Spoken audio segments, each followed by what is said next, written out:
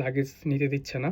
India থেকে তাদেরকে jail দিয়েছে। ইন্ডিয়া দিয়ে যাওয়া যাবে কিনা। তো টিকিট নিয়ে এটা আমার শেষ ভিডিও। টিকিট নিয়ে আর কোনো ভিডিও করব না। আপনারা বুঝলে বুঝে নেবেন। আসসালামু আলাইকুম। আমি বাংলাদেশি চ্যানেলে সবাইকে স্বাগত। দেখেন, কিরগিজস্তান থেকে দিল্লি হয়ে বাংলাদেশের যে ফ্লাইটটা, এটা যদি আপনি ভুল এয়ারলাইন্সের টিকিট কাটেন তাহলে আপনি সমস্যায় পড়বেন। আর আপনি চেষ্টা করেন আপনি নিজে নির্ধারিত অফিসে গিয়ে টিকিট কাটান। আপনি ট্রানজিট কম নেওয়ার জন্য বিভিন্ন এয়ারলাইন্সের টিকিট কেটেছেন। পুরো ভিডিওটা দেখবেন তাহলে বুঝতে পারবেন। অনেকে দেখা যায় ট্রানজিট কমের জন্য কি করছে, অন্য এয়ারলাইন্সের টিকিট কাটছে। কেউ টার্কিশ এয়ারলাইন্স, এখান থেকে ইন্ডিয়া, টার্কিশ এয়ারলাইন্স, এখান থেকে ইন্ডিয়া অন্য এয়ারলাইন্স, ইন্ডিয়া থেকে বাংলাদেশ এয়ারলাইন্স, মানে দিল্লি থেকে বাংলাদেশ এয়ারলাইন্স, তাদের ব্যাগেজগুলো রেখে দিছে। কেন? কারণ ওই এয়ারলাইন্সের ব্যাগেজ ছিল মাত্র 20 কেজি।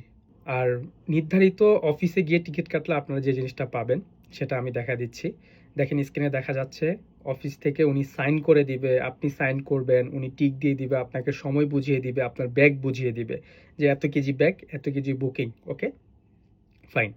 এখন আপনি বলতে পারেন প্রশ্ন যে ভাই, আমরা কোন এয়ারলাইন্সের টিকিট কাটলে একদম দিল্লি হয়ে কম টাকা সুন্দরভাবে যেতে পারবো? দিল্লি হয়ে যারা গেছে তারা সুন্দরভাবে আমরা যেতে পারছে। এই যে আমি ভিডিও তুলে ধরছিলাম, দিল্লিতে পৌঁছাইছি। ভিডিওটা দিল্লিতে দেখেন। আমাদের অলরেডি বোর্ডিং হয়ে তাদের গেছে। ব্যাগ ছিল বোর্ডিং 30 কার্ডটা কেজি। দেখান। ভিডিওটা বোর্ডিং অবশ্যই অনেকে কার্ডটা দেখেছেন। সুন্দর মতে গিয়েছে। হাতে ছিল 7 কেজি, মোট 37 কেজি।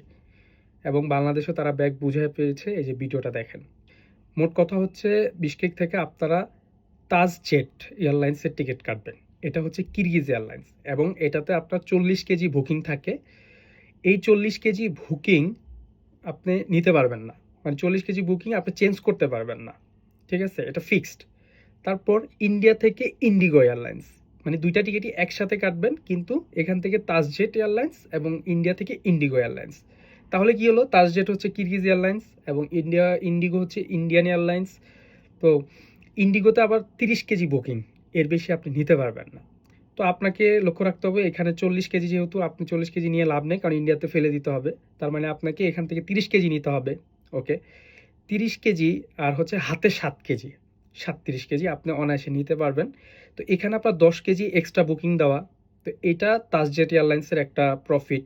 আবার হচ্ছে কিরগিজ এয়ারলাইন্স, তাহলে আপনাকে ব্যাগ আটকে দেওয়ার কোনো প্রশ্নই আসে না। ওকে, তারপর ইন্ডিয়া থেকে আপনি যেহেতু ইন্ডিগো কেটেছেন, তার মানে ইন্ডিয়ার একটা প্রফিট আছে এখানে। তার মানে ইন্ডিয়া আপনাকে ভালো সুযোগ সুবিধা দিবে। কারণ আপনি যদি বাংলাদেশ এয়ারলাইন্স কাটেন, ইন্ডিয়া তো আপনাকে ওই সুযোগ সুবিধা দিবে না। আর অনেকে বলেন ভাই, ইন্ডিয়া থেকে কি আমাদের ব্যাগ কালেক্ট করতে হবে কিনা? যেহেতু আলাদা আলাদা টিকিট, আলাদা আলাদা পিএনআর, তো সেহেতু ইন্ডিগোর টিকিট যারা কাটেন তাজজিদ করে ইন্ডিগো, তারা কিরগিজ এয়ারলাইন্স থেকে তারা কনফার্ম করে দেয় এতগুলা যাত্রী আছে ইন্ডিগোর বাংলাদেশের। প্লেন থেকে নামার পরেই ইন্ডিগোর যে বুকিং মেম্বার থাকে বা বুকিং কলিগ থাকে, তারা ডেকে নেয়, কর্মচারীরা ডেকে নেয় যে বাংলাদেশের যারা যাত্রী আছেন আমার সাথে আসেন। যাওয়ার পরে উনি নিজ হাতে ব্যাগগুলো, আপনারা ব্যাগগুলো কালেক্ট করবেন, উনি নিজে নিয়ে যাবে, আপনাদেরকে নিয়ে বুকিংয়ে দিয়ে দিবে, বুকিং পাস দিয়ে দিবে, বাস এবার আপনারা ঘুমান। আসসালামু আলাইকুম।